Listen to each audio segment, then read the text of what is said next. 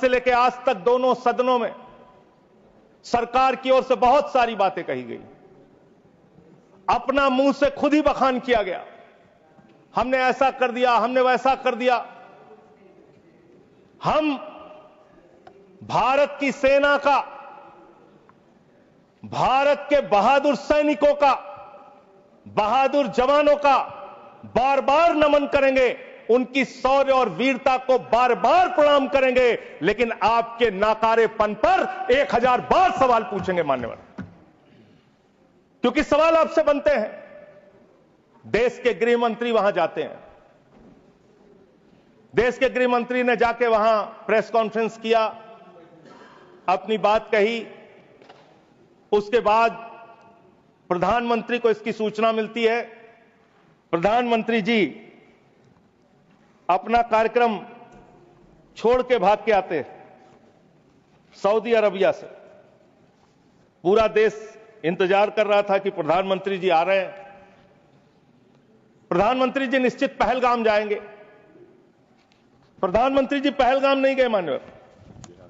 प्रधानमंत्री जी 24 अप्रैल को बिहार में चुनाव प्रचार गए। प्रधानमंत्री जी 1 मई को महाराष्ट्र, केरला और आंध्र प्रदेश में उद्घाटन करने के लिए गए। प्रधानमंत्री जी फिल्मी सितारों को संबोधित करने गए, फिल्मी सितारों को संबोधित करने गए, लेकिन जो लोग पहलगाम में मारे गए थे उनकी पीड़ा, उनका हाल, उनका दुख, उनकी तकलीफ जानने के लिए नहीं गए। मान्यवर, पहली प्राथमिकता थी देश में आते, बिहार का चुनाव छोड़ते, पहले आप पहलगाम जाते।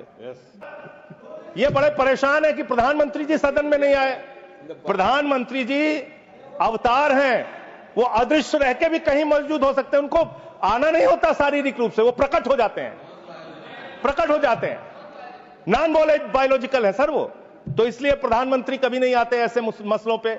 18 घंटे काम करते हैं प्रधानमंत्री, लेकिन इतने गंभीर विषय पे दोनों सदनों के अंदर चर्चा हो रही है। 18 घंटे काम करने वाला प्रधानमंत्री 2 घंटे भी दोनों सदनों में क्यों नहीं है, यह सवाल हम लोग पूछना चाहते हैं।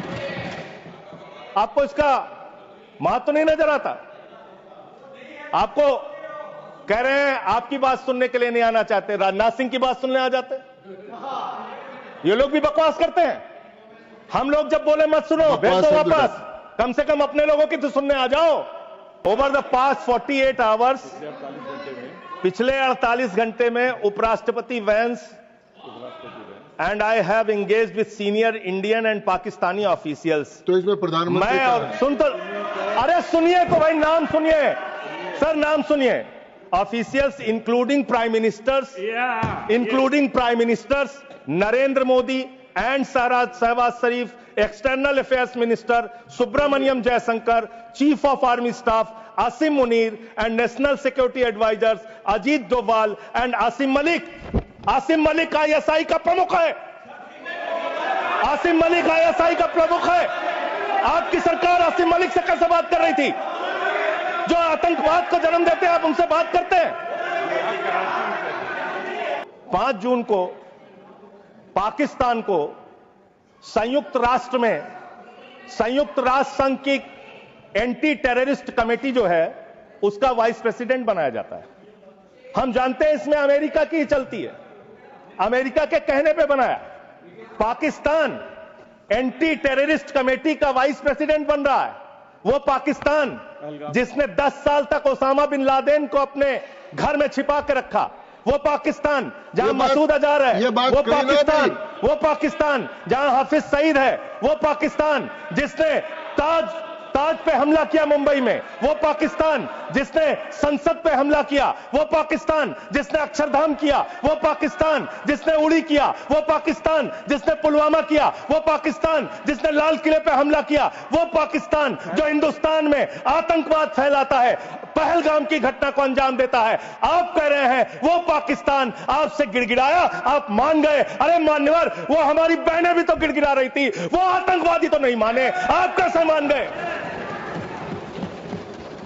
वो बहनें भी तो गिड़गिड़ा रही थी मान्यवर, वो भी तो कह रही थी आतंकवादियों के सामने कि मत मारो मेरे पति को, मत मारो, लेकिन मारा उन्होंने। सर, वैसे बड़ी गंभीरता से इस बात को कह रहा हूं, आप गोदी मीडिया से अपनी चाटुकारिता दिन रात करवाना चाहते हैं, करवाइए, कोई हमें दिक्कत नहीं है, वो लोग करेंगे ही। लेकिन जब युद्ध का समय है, लड़ाई का वक्त है, इतने गंभीर समय में है, ऐसे समय में आप ऐसे समय में झूठी खबरें वहां पे चलवा रहे हैं, झूठी खबरें चलवा रहे हैं। लाहौर में घुस गए, इस्लामाबाद में घुस गए, यहां कराची में कब्जा हो गया, रावलपिंडी में कब्जा हो गया। अरे भाई, ऐसे वक्त में हमारी सेनाएं लड़ रही होती हैं, उनको सही जानकारी सारी चीजों की होती है, परिस्थितियों का। आप उनके जीवन को संकट में डाल रहे हैं। कौन कहां लड़ रहा है, किस पोजीशन पे है, आप दुनिया भर की जो भी मन हो रहा खबरें चलाए जा रहे हैं मीडिया पे, तो इस पर भी रोक लगनी चाहिए। तीसरी बात, यहां पे चाइना की भी बात हुई।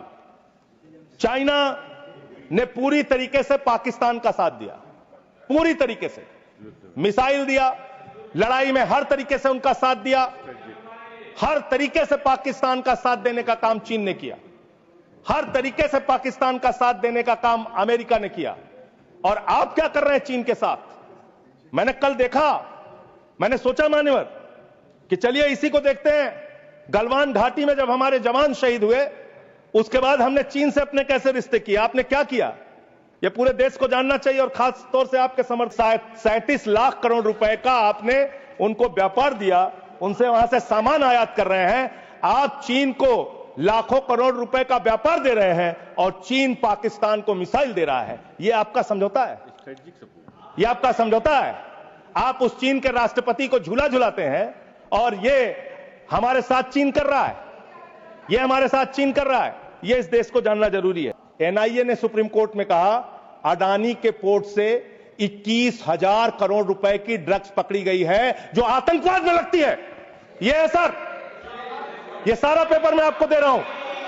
इस देश के अंदर पाकिस्तान से, अफगानिस्तान से हजारों करोड़ का ड्रग्स आएगा और इसी देश में आतंकवाद फैलाया जाएगा, अडानी के पोर्ट पर पकड़ा जाएगा। अडानी कौन है? भारत के प्रधानमंत्री का सबसे करीबी व्यक्ति है। यह सवाल देश पूछना चाहता है, आप क्या करा रहे हैं देश के अंदर? इन ड्रग्स वाले मामले में जो पकड़े गए हैं, इस पर क्या कार्रवाई हुई, यह जानना चाहता है देश।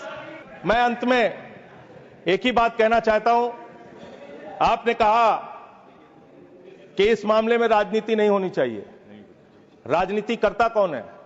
हर मामले में आप राजनीति करते हैं, हर मामले में आप राजनीति करते हैं, हर हमेशा विपक्ष को ब्लेम करते हैं, विपक्ष को देशद्रोही कहते हैं, विपक्ष को गद्दार कहते हैं। आप पूरी दुनिया में घूमते हैं, एक देश आपके समर्थन में नहीं आता, एक भी देश आपके पक्ष में खड़ा नहीं होता। लेकिन जब आपको जरूरत होती है, आप कहते हैं विपक्ष के लोगों पूरी दुनिया में जाओ और भारत के पक्ष में बोल के आओ। गए विपक्ष के लोग, हमारी भी पार्टी के 2 सांसद गए और हम सरकार का पक्ष दुनिया में रख कर आए। जब भी देश पे संकट होगा, हम आपके साथ खड़े हैं। लेकिन लोगों को बांटने का काम, अपमानित करने का काम और रोज रोज इस तरीके से गद्दार कहने का काम बंद कीजिए। बहुत बहुत धन्यवाद।